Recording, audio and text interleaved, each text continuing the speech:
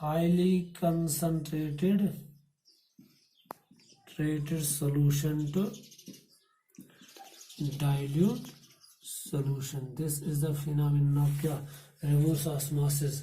यही होता है जो हमारा ये होता है घर पे आरओ सिस्टम जो होता है, वहाँ पे भी क्या होता है, जो बाहर का पानी आता है वो उसमें इम्प्योरिटीज होती है, उसमें साल्ट होते हैं, तो वहाँ पे फिर उस पर क्या हो जाता है, उस पर अप्लाई हो जाता है।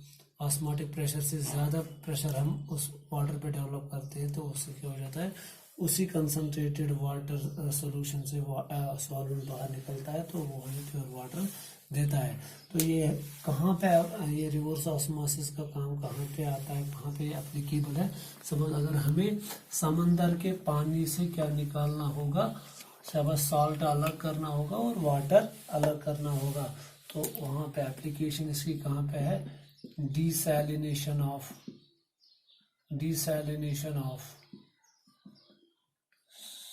salt water of oceans।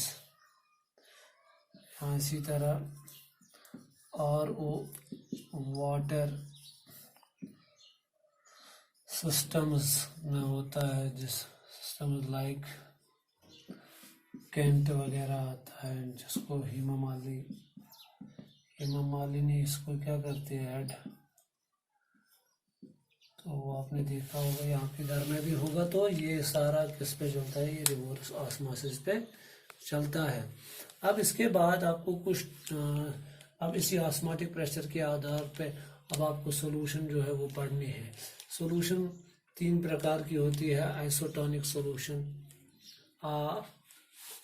It is based on the osmotic pressure of the solution. Isotonic solution, hypotonic solution and hypertonic solution. What are these types of solutions? तो आपको क्या देखना है, तो ये क्या होता है, शाबाश। तो सपोज अभी मैंने यहाँ पे आपको दिया था pi is equal to I into c, अभी मैंने लिखा N/V इंटू आर टी। तो यहाँ number of moles of solute यहाँ से आप निकाल सकते हो, ये वॉल्यूम ऑफ द सॉल्यूशन है, यहाँ से आप निकाल सकते हो।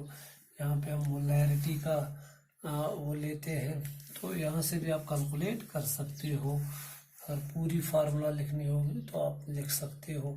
समझ, अगर मैं लिखूँगा pi is equal to I into फिर से मैं लिखूँगा WB divide by MB into क्या, शाबाश, R इंटू टी। और यहाँ पे वॉल्यूम ऑफ सोल्यूशन जो आएगा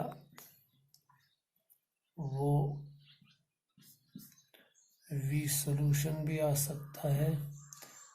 अगर ml में आएगा तो इंटू क्या करना है, फिर 1000 करना है। तो ये फार्मूला है यहाँ पे। अब सवाल है जो हमारे पास है, टाइप्स ऑफ सोल्यूशन। कोई भी इंजेक्शन वगैरह जो आप करते हो उस पर लिखा होता है that very injection is isotonic to our blood. तो ये सब चीज़ें हमें देखने हैं। मैंने आपको बताया पहला सॉल्यूशन क्या है, आइसोटोनिक सॉल्यूशन। आइसोटोनिक सॉल्यूशन क्या होता है, solution having same osmotic pressure and hence same concentration। जिन 2 सॉल्यूशंस का क्या, शाबाश, जो ऑस्मोटिक प्रेशर और कंसंट्रेशन क्या होगी सेम, उसको हम क्या बोलते हैं, isotonic solution. Suppose that mean pi 1 किसके बराबर होगा, पाई 2 के, और C1 किसके बराबर होगा, C2 के। कंसंट्रेशन में हम लिख सकते हैं, अगर बोथ क्या होंगे, both are non electrolytes. Suppose एक सॉल्यूशन में जो आपने सोल्यूट डाला वो भी नॉन इलेक्ट्रोलाइट है, दूसरे सॉल्यूशन में भी जो आपने सोल्यूट डाला वो भी नॉन इलेक्ट्रोलाइट है। अब अगर एक सॉल्यूशन जिसमें क्या होगा, शाबाश, इलेक्ट्रोलाइट सल्यूट और दूसरे में क्या होगा नॉन इलेक्ट्रोलाइट। तो उसमें क्या करेंगे, सपोज C1 में नॉन इलेक्ट्रोलाइट सल्यूट है तो C2 में क्या लिखना है आपको I/C2। क्यों? क्योंकि इलेक्ट्रोलाइट जब होगा उसका बिहेवियर चेंज होता है, वो डिसोसिएट भी हो सकता है, वो एसोसिएट भी। जब इलेक्ट्रोलाइट होता है तो वो डिसोसिएट होता है, तो I का वैल्यू उस पर आ जाता है। यहाँ पे क्या लिखोगे आप, non electrolyte and electrolyte. That means solute एक सोल्यूशन में नॉन इलेक्ट्रोलाइट होगा, दूसरे सोल्यूशन में सोल्यूट इलेक्ट्रोलाइट होगा। जब दोनों इलेक्ट्रोलाइट्स होंगे तो आप क्या करोगे, C1 into I, C2 into I। जब दोनों क्या होंगे, शाबाश, जब दोनों both solutions contain electrolytes as solutes। तो ये आपको याद रखना है, इस टाइम आपको याद रखना है।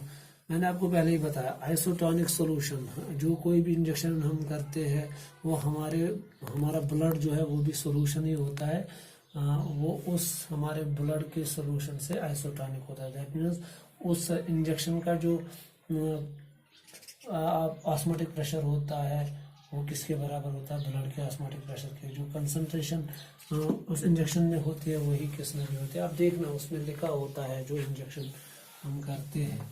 तो इसके बाद क्या है और एक चीज जिसको हम बोलते हैं हाइपोटोनिक सॉल्यूशन। हाइपोटोनिक सॉल्यूशन मतलब क्या हो गया, जिसमें वाटर लेवल क्या होगी ज्यादा, that mean dilute solution. That means solution having low osmotic pressure, जिसका, क्योंकि मैंने बताया आपको जब डाइल्यूट सॉल्यूशन होगा तो कंसंट्रेशन कम होगी। मैंने आपको पहले ही बताया ये ऑस्मोटिक प्रेशर किस पे डिपेंड करता है, कंसंट्रेशन ऑफ द सॉल्यूट पे डिपेंड करता है। अब और एक चीज है हाइपरटोनिक सॉल्यूशन। हाइपरटोनिक सॉल्यूशन में क्या होता है, सॉल्यूशन में ऑस्मोटिक प्रेशर क्या होता है, सॉल्यूशन हैविंग, शाबाश, high osmotic pressure. This is the definition of, suppose जब हम ब्राइन सॉल्यूशन बनाते हैं सॉल्ट की तो वो क्या हाइपरटोनिक होती है एज कम्पेयर टू जब हम नॉर्मल सॉल्ट सॉल्यूशन बनाते हैं। तो इसी तरह जब आपने और कुछ चीज़ें सीखी होंगी, जब आप मिसाल के तौर पर जो रेजिन होता है जिसको आप किशमिश बोलते हो, जब आप उसको किस में डालते हो, वाटर में डालते हो तो वो क्या हो जाती है, ये किशमिश तो ये स्वेलो हो जाती है रेजिन। जब उसको प्योर वाटर में डाला जाता है तो ये क्या हो जाता है, ये स्वेलो हो जाता है। और अगर आप इसी को शुगर वाटर में डालोगे हाईली कंसंट्रेटेड तो ये क्या हो जाएगी, श्रिंक। क्योंकि यहाँ पे क्या हो जाएगा, अंदर इसमें क्या होता है, इसमें कंसंट्रेशन वाटर की कम होती है तो फ्लो बाहर से अंदर हो जाएगा। तो यहाँ पे क्या है, क्योंकि यहाँ पे ये हाईली कंसंट्रेटेड है, अंदर उतनी शुगर लेवल नहीं है, तो बाहर अंदर से क्या निकलेगा, वाटर बाहर, तो ये श्रिंक हो जाएगा। तो ये आपने देखा होगा कभी कभार श्रिंकिंग होती है, स्वेलो हो जाता है, ये सारा इसी ऑस्मोसिस से रिलेटेड है। I think this is all about the, जिसको हम क्या बोलते हैं, शाबाश, osmotic pressure. And now only 2 topics remain in this chapter. One is Henry's law and its application, and second is types of solutions, and in that there will come also azeotropic mixture. I hope you could have understood the whole topic, and anywhere you will find difficulty, please do